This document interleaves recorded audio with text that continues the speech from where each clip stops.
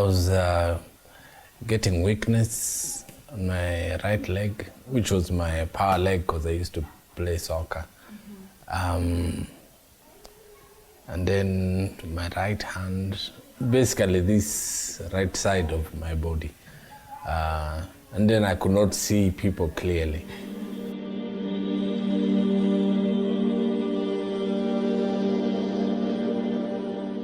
The spitting image of either a drunk or someone on drugs, maybe heroin, cocaine, bang, and whatever causes such side effects, right? Wrong. Not all the time you walk in the streets and meet this style of walk should you conclude that the person might be under the influence of any drug or alcohol. Some out there suffer a rare disease, a sly thief of vital functions, whose cause baffles many medical practitioners who struggle to find just a cause, let alone a cure. MS. MS exacerbations, complex, dynamic, and destructive attacks by autoaggressive immune cells on the central nervous system cause devastating symptoms and a measurable and sustained effect on the patient's disability. We meet Mr. Martin at his home in Nairobi, a father of two who has this rare disease that he admits has changed his life completely. You know, back then it was a bit tough because, you know, guys would say, I have AIDS, and I would almost believe them because truly I remember how my life was back then. So I kind of was 50-50, whether to go and take the test and to forgo everything and just accept that I have AIDS, and that's why I'm this way. Martin is among hundreds of Kenyans living with the little-known multiple sclerosis, a disease that has left him paralyzed with a huge financial burden. So multiple sclerosis, or MS as it is known, is a condition in which there is inflammation in different parts of the brain and the spinal cord at different times. And this inflammation is it's not known what causes it definitively, but we know that it's the body attacking itself. Martin first realized that something was wrong when he had trouble lifting his leg as he tried to climb up a stair. That was a sign of a bigger problem. I was so involved in sports. You know, I used to play table tennis. I used to play pool, and of course football was my favorite.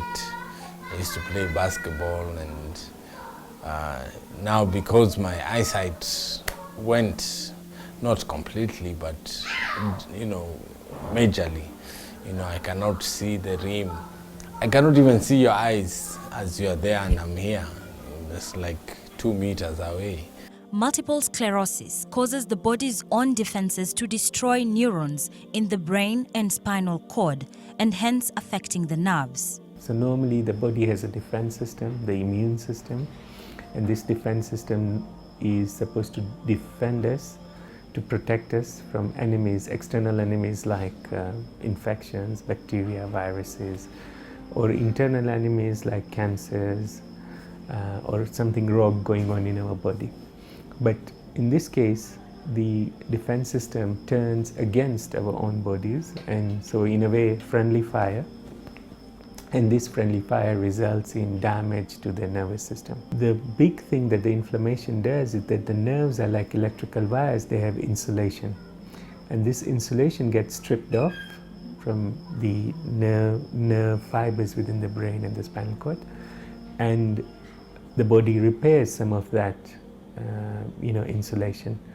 But in the process, some of the nerve fibers and eventually some nerve cells will get damaged. Multiple sclerosis is a dangerous disease that steals away the most vital of joys in life: walking, eyesight, balance, coordination, and even fertility. So many things I've had to cut off from my daily routine. I didn't have children then. Even now, we've adopted kids. So Hazel and Raziella, they are adopted. I kind of put a pause on my life and stopped doing some things. Started doing the right things, eating the right foods, drinking the right drinks, juices and stuff like that. According to statistics from health organizations, MS affects an approximate 2.5 million people worldwide, mainly Caucasians, and was believed to be the disease of the whites. You know, back then it was known to be a white man's disease. I don't believe I can rightfully say a white man, because if I met a white man, I would run away. A Caucasian disease, which was false, you know, because now even us Africans are being affected by multiple sclerosis.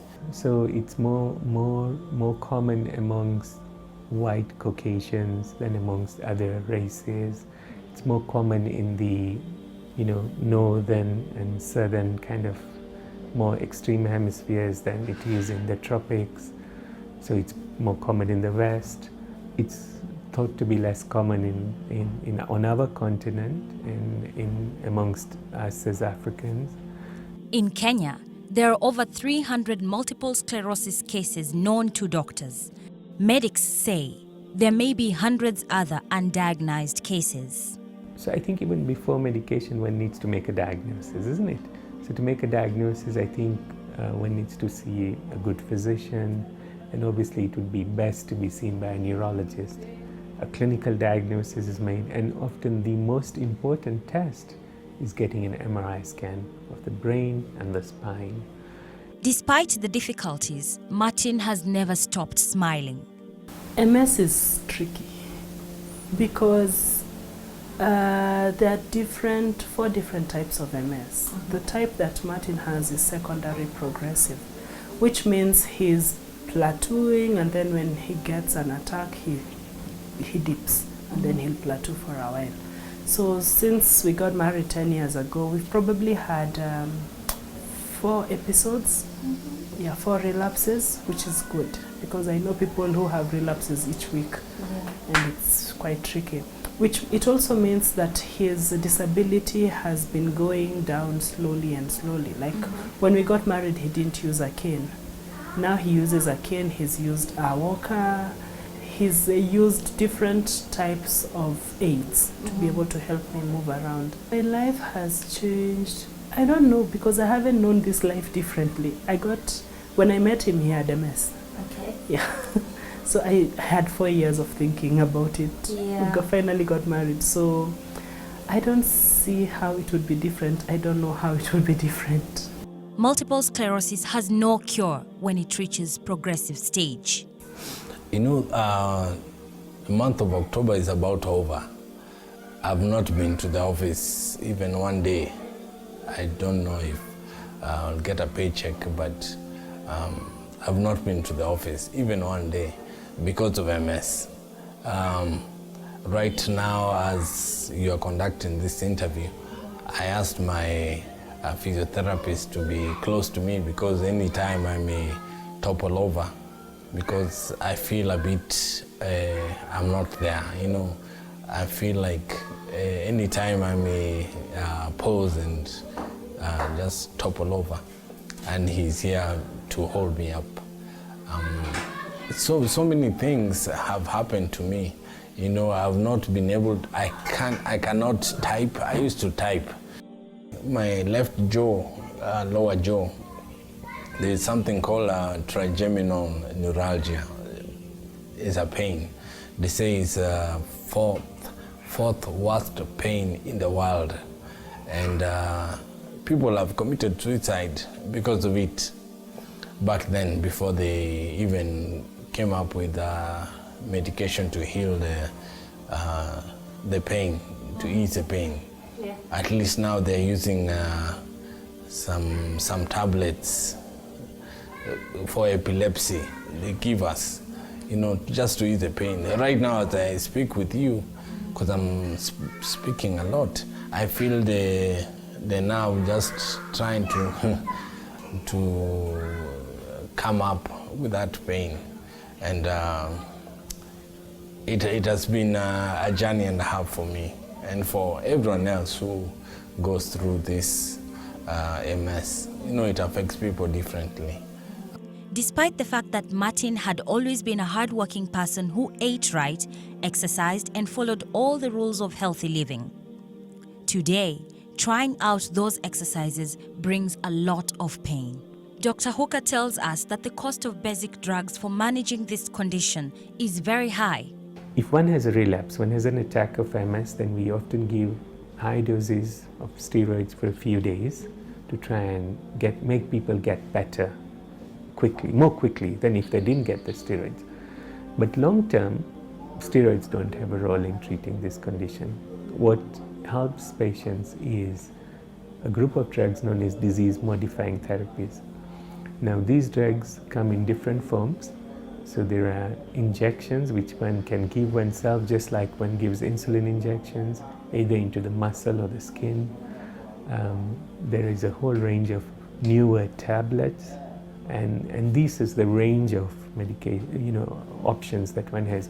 And these disease-modifying treatments, what they do is they prevent more relapses, more attacks. Multiple sclerosis patients require close attention on a daily basis. We know some of the things that cause the inflammation, and those are the things that we try to keep out. So he is not doing gluten well. I make him do at least once a week, but he is not doing gluten for the most part. Because of the pain, he's not able to chew. It's called trigeminal neuralgia, therefore the lower jaw is the nerve that's affected. And we have to puree his food, we have to blend his food so that he can be able to drink it. And sometimes even that is a problem, depending on the level of pain. That's why he has to stay on this medication. Due to the complex nature of multiple sclerosis, doctors and patients alike face many challenges. Of him, there are very few in this country. We are only 15 or so in the whole country. So of over 45 million people, so we have one neurologist for 3 million plus people, so it's really not enough. MRI scans are expensive, but thankfully now they are covered by NHIF, at least to some extent. There is the group of patients who have MS or present with symptoms of MS, and the diagnosis of MS is not made. And that's not infrequent actually. Many patients, by the time they come to see us, they've already had a couple of attacks or 3 attacks, and this is their third or fourth attack, and that's when the diagnosis is being made. And that's because there is lack of awareness and sensitivity about making the diagnosis, amongst health workers in general, and amongst the general public as well, because people don't think about MS when they get these symptoms. It takes a month dose of interferons drugs that modulate the response of the immune system to viruses, bacteria, and any other foreign substances that invade the body. A very expensive affair. I used to pay 96,000 every month for 6 months for medication. Something like that would, if you didn't have another source of income, something like that would just cause someone to choose to commit suicide, and many have committed suicide because of the fact that they don't want to stress their families because of all these monies that they have to pay and treatments they have to undergo. Some of the things the government is already making an attempt to do. The first thing would be to increase awareness, which I think the MS Kenya, together with the Ministry of Health, is making some attempts to do. But much, much more can be done. Secondly, we need to train, a greater number of health workers. So that means more neurologists. So we need to have a local neurology training program, which we don't have at the moment in Kenya, sadly. So I think that should be a priority. And more allied professionals. So together with the neurologists, you need physiotherapists, occupational therapists, social workers, nutritionists, speech therapists. So we need a whole kind of team, psychologists, neuropsychologists, we need a team. And I think attempts should be made to expand training and expand services in this regard.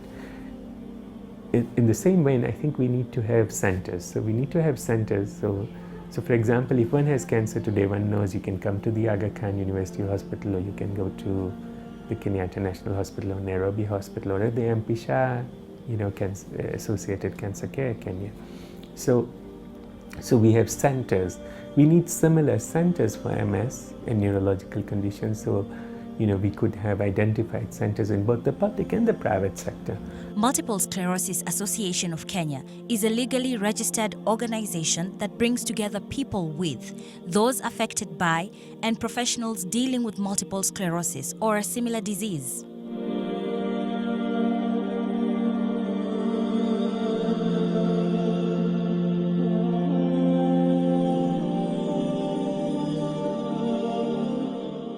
Multiple sclerosis is a creeper disease, and since not much has been discovered about it, patients and their families suffer tremendously.